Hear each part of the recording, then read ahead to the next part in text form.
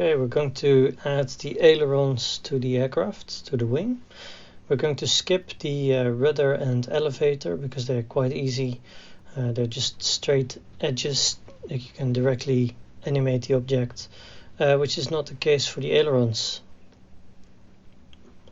First thing, I'm going to merge the wingtip with the wing, Ctrl J, so it becomes a single object. Now let's press Ctrl num7, so we view this from the bottom through the reference image. Go into edit mode, select the knife tool,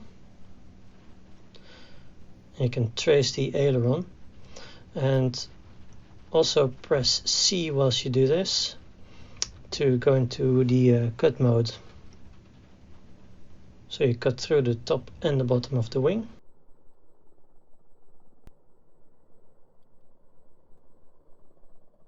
Then press enter.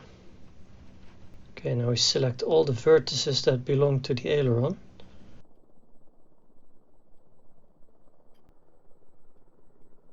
Press P, separate by selection. And we have an aileron. Now add the empty and rotate it to line up with the hinge axis.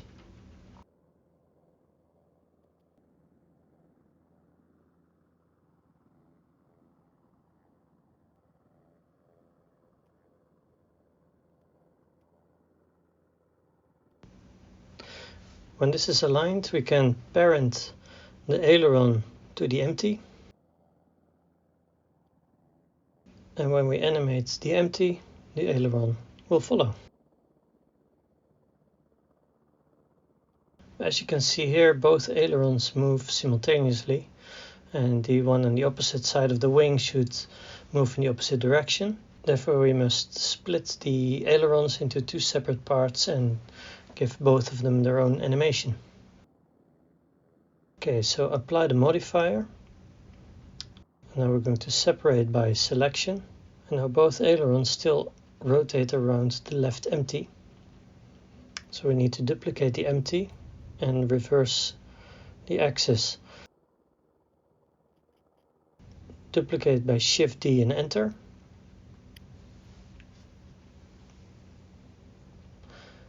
And to move to the other side, just take the x-axis, make it a negative, and it moves exactly to the other side. And also the rotation is now off, as you can see. That's an easy fix. We just take the minus away and the minus away from the z-axis, and our hinge is aligned. Now just parent the right aileron to the right empty and rename it. Now we just need to make an animation for the left and the right wing in the opposite direction. So left goes down 15 degrees, right goes up 15 degrees. Insert single keyframe. Do the same on the left side. And we're now in frame 20, so let's move to frame 40. Reverse the animation. So now the left wing goes 15 up. Insert keyframe, and the right wing goes 15 down.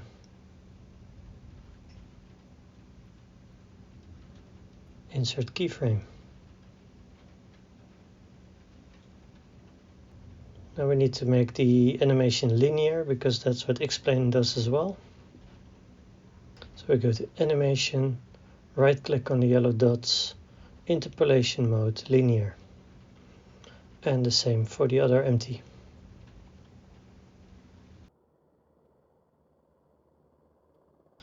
Okay, this website Siminnovations is quite a handy one to find the correct dataref. Has good descriptions. It takes about a minute to load, but once you have it up and running, you type what you're looking for in the corner, and then we find here aileron 1 degrees, and it says float and in brackets 48, which means you can assign 48 different ailerons to this dataref, and it starts with 0.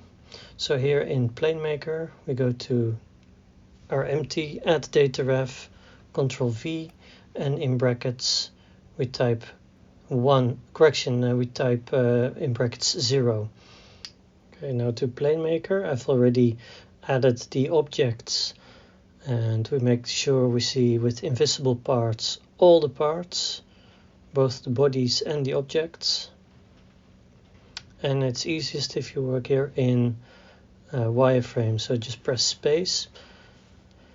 Now we can see the ailerons in our 3D model, and we just have to match them in the physics model. And here in wings you can select the tick box next to aileron 1 for every wing segment that has an aileron. So if I want an entire wing full span aileron, I'll just tick all the boxes.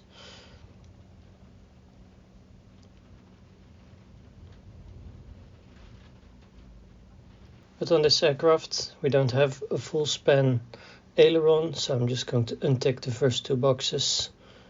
Okay, you cannot see the ailerons yet. We have to go into control geometry and here select the ratio of the wing that has an aileron on it. So in this case I've selected 30, which means 30% of our wing from the front to the back is going to be an aileron over the part where we have selected that it has an aileron. So now basically we have to compare this with our 3D model and reduce it and adjust it until we have approximately the same size.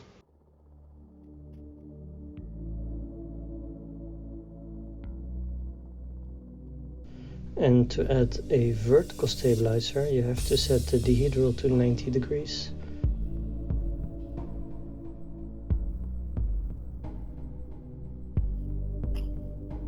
Now here we just fast forward through the finicky job of trying to match our 3D model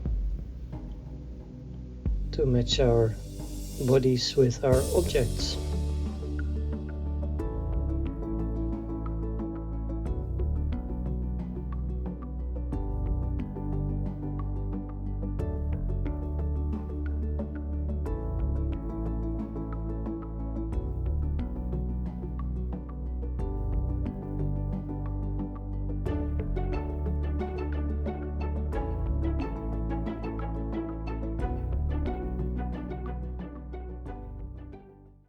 Just have to make sure we use the correct datarefs, and the easiest way is to go into the simulator, open the dataref editor and find the correct dataref by moving the control surfaces, then copy.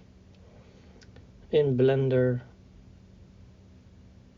paste, add 0 in brackets and then export into Explain.